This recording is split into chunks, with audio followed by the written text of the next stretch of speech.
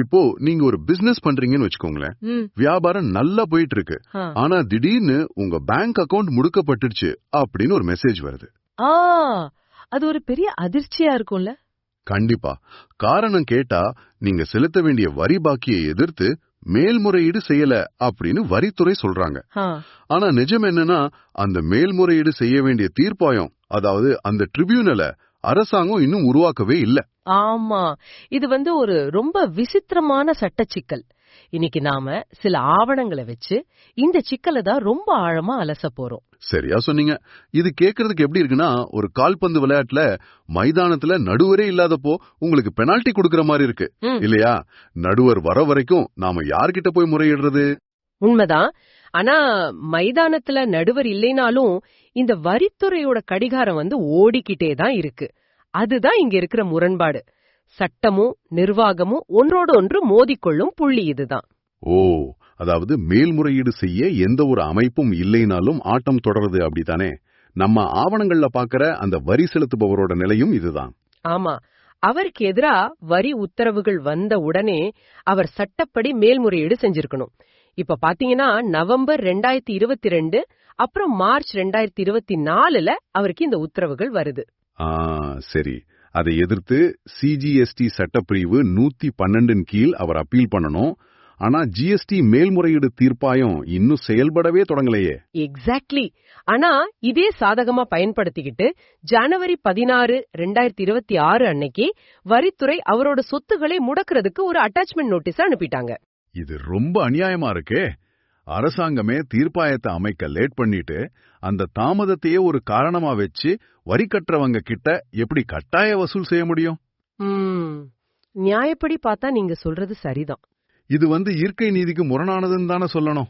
ஆனா சட்டம் இயங்குற விதம் கொஞ்சம் மெக்கானிக்கல் ஆனது.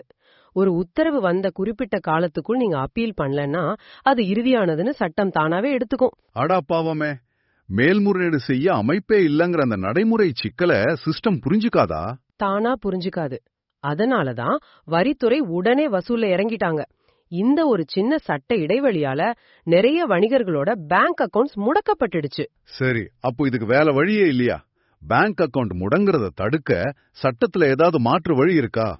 ஆவணங்கள்ல சிபிஐசி ஜூலை 11, 2024 ஒரு சுற்றறிக்கை விட்டிருக்காங்க. அந்த போர்ட்டல் வழியா கட்டுறதா? ஆமா, வரி செலுத்துறவங்க நேரா ஜிஎஸ்டி போர்ட்டல்ல போயிட்டு ஒரு குறிப்பிட்ட முன்தொகைய, அதாவது ப்ரீ டெபாசிட்ட கட்டலாம். அந்த சர்வீசஸ், லெட்ஜர்ஸ், அப்புறம் பேமெண்ட் டுவர்ட்ஸ் டிமாண்ட் அந்த ஆப்ஷன் வழியா கட்டணுமா? நான் ஆவணங்கள்ல படிச்சேன். கரெக்ட். ஆனா பணத்தை மட்டும் கட்டினா பத்தாது. ரொம்ப முக்கியமா ஒரு விஷயத்த பண்ணணும். என்னது? தீர்ப்பாயம் செயல்பட தொடங்குன உடனே நான் மேல்முறையீடு செய்வேன் அப்படின்னு ஒரு உறுதிமொழிய, அதாவது ஒரு அண்டர்டேக்கிங்க சம்பந்தப்பட்ட அதிகாரி கிட்ட கொடுக்கணும். வாவ், அப்ப அந்த முன்தொகையை கட்டிட்டு உறுதிமொழியும் கொடுத்துட்டா அது ஒரு சட்டப்பூர்வமான கவசம் மாதிரி ஆயிடும். கண்டிப்பா. சிஜிஎஸ்டி சட்டப்பிரிவு 112(9) படி மீதமுள்ள தொகையை வசூலிக்கிறது உடனே நிறுத்தி வைக்கப்படும். இது கேக்குறது எப்படி இருக்குன்னா, இன்னும் திறக்கப்படாத ஒரு தியேட்டர்ல படம் எப்போ ரிலீஸ் ஆகும்னு தெரியாட்டியும் நம்ம முன்கூட்டியே டிக்கெட் புக் பண்ணி சீட்டை கன்ஃபார்ம் பண்ணி கையில வச்சுக்கிற மாதிரி இருக்கு. ரொம்ப அருமையான உதாரணம். அந்த ரசீது தான் உங்களுக்கான சட்ட பாதுகாப்பு. இந்த நடைமுறையத்தான் இப்போ உயர்நீதிமன்றமும் கன்ஃபார்ம் பண்ணிருக்கு. செப்டம்பர் 2025 அறிவிப்புப்படி ஏப்ரல் 1, 2026க்கு முன்னாடி வந்த உத்தரவுகளுக்கு ஜூன் 30, 2026 வரைக்கும் மேல்முறையீடு செய்ய டைம் கொடுத்திருக்காங்க. அதோட 15 நாட்களுக்குள்ள இந்த முன்தொகையை செலுத்தி உறுதிமொழியை சமர்ப்பிக்கணும்னு கோர்ட்டு சொல்லிருக்கு. சூப்பர். ஜிஎஸ்டி விஷயங்களை டீல் பண்ற ஒவ்வொருத்தருக்கும் இது ஒரு மிகப்பெரிய பாடம்.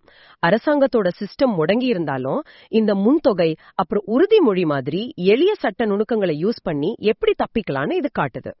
ஆமா, ஆனா இதை முடிக்கும் போது ஒரு விஷயம் தோணுது. தாமதிக்கப்படும் நீதி மறுக்கப்பட்ட நீதி அப்படின்னு சொல்லுவாங்க. உண்மைதான்.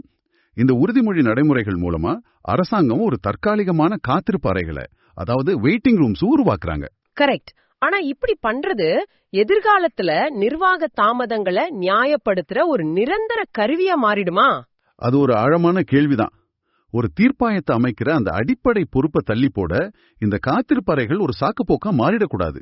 என்ன நேயர்களே, நடுவர் இல்லாத மைதானத்துல ஆட்டம் தொடர்வது எந்த அளவுக்கு நியாயம்னு நீங்களே கொஞ்சம் சிந்திச்சு பாருங்க.